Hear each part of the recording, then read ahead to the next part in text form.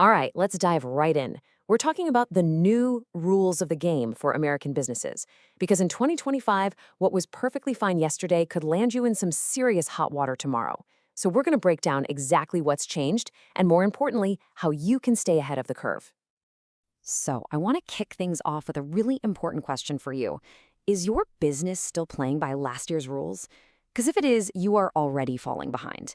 The ground is shifting under our feet, and for companies of all sizes, this isn't optional anymore. It's about survival. Okay, so who's behind all this change? Well, it's Washington's new watchdogs. We're seeing key government agencies staffed up with really aggressive attorneys, and you know what? They're all eager to make their mark by enforcing a whole new set of priorities. And here are the main players you need to watch. First, you've got the FTC, the Federal Trade Commission, with a new chair, Ferguson, who is all in on aggressive consumer protection. Then there's the SEC, under new chair Atkins, and their whole world revolves around protecting smaller, mom-and-pop retail investors. And finally, the Department of Justice, the DOJ, has had some major staffing changes, and they're now laser-focused on immigration, DEI, and the whole new frontier of AI. So what does this actually mean for your business day-to-day?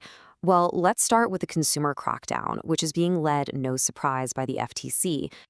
All right, first on their hit list, something called negative options. This is basically when a customer's silence is treated as a yes. You know exactly what I'm talking about. That streaming service free trial that just automatically rolls into a paid subscription, or the gym membership that's incredibly easy to sign up for, but a total nightmare to cancel. The FTC is coming down hard on these practices. And then there's the war on junk fees. We've all been there, right? You're buying concert tickets or booking a hotel, and just as you're about to pay, a bunch of surprise charges pop up out of nowhere. The FTC's message here is crystal clear. You have to show the total price up front, loud and clear, or get ready to face the consequences. And when we say consequences, we mean it. We are talking about massive judgments. For example, a recent one against Amazon was for over $140 million for this kind of non-compliance. A number that big, yeah, that gets everyone's attention. And it's not just about customers. They're looking at the workforce, too, specifically non-compete clauses. Now, while an official nationwide ban got challenged in court, the FTC's position hasn't changed one bit.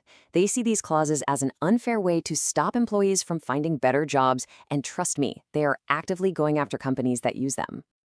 Now, let's switch gears and move from consumer issues to the world of corporate crime, because the Department of Justice has become incredibly aggressive with its own, very distinct set of enforcement priorities. One of the biggest priorities for the DOJ right now is corporate immigration violations. And just to be clear, we're not talking about border enforcement. We're talking about initiatives like Operation at Large, which is led by ICE, and it's specifically designed to target unauthorized immigrants right where they work. And if you're wondering just how big of a deal this is, well, take a look at this number. In just the first 30 days of this new initiative, ICE made 32,809 arrests. This is not a theoretical risk. It is a massive, real-world operation happening right now. So, every business needs to understand the DOJ's knock-and-talk procedure. It starts with investigators showing up with administrative warrants. They'll ask for consent to come inside and start asking employees about their immigration status. Now, the two things you absolutely have to remember are, number one, your employees have the right to not speak with them. And number two, the very first call anyone on site should make is to their legal or compliance team, immediately. We're also seeing a massive pivot when it comes to DEI, that's diversity, equity, and inclusion.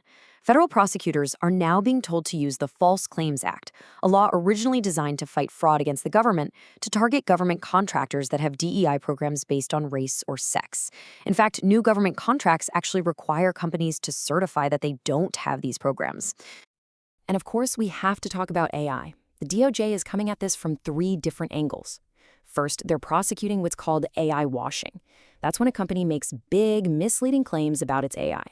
Second, they're pushing for much bigger penalties for crimes that use AI, like deepfake scams. And third, they're putting companies under the microscope if they fail to manage their AI-related risks. Okay, I know that was a lot of doom and gloom, a lot of new risks. But with new risks come new strategies. So let's pivot away from the threats and talk about the proactive toolkit that smart companies are using right now to not just survive, but actually thrive in this new environment. So, how do you get out in front of all this?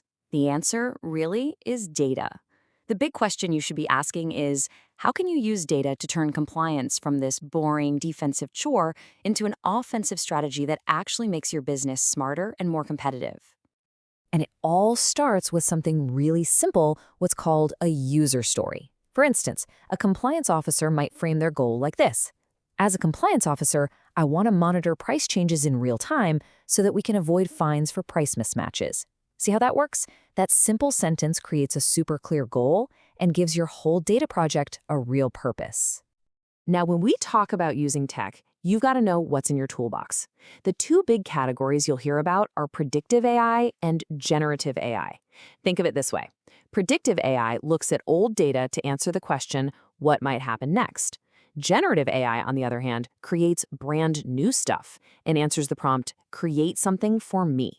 So, if you're thinking about buying an AI tool for your company, please do your homework. These are the absolute essential questions you have to ask any vendor. What large language model is it built on? Do you get third-party bias audits done? Can I see your AI ethics and data privacy policies? And the big one, how do you make sure a human is still in the loop for really important high-risk decisions? But look, all the tech in the world won't help you if your foundation is shaky. And that foundation, it's your company policies. For them to actually work, they have to be simple, easy for everyone to find, and, this is key, enforced consistently for everybody. They need to be living documents, not just some dusty binder sitting on a shelf. And a huge mistake people make is confusing policies with procedures. It's really simple when you break it down. A policy is the what and the why. It's the guiding rule. A procedure is the how. It's the step-by-step guide to actually following that rule. And you absolutely need both to be effective. And all of this really leads us to one big final question. In an era of such rapid and aggressive enforcement, you have to wonder, is proactive compliance, getting ahead of these rules instead of just reacting to them, is that now the ultimate competitive advantage? It's something powerful to think about. Thanks for tuning in.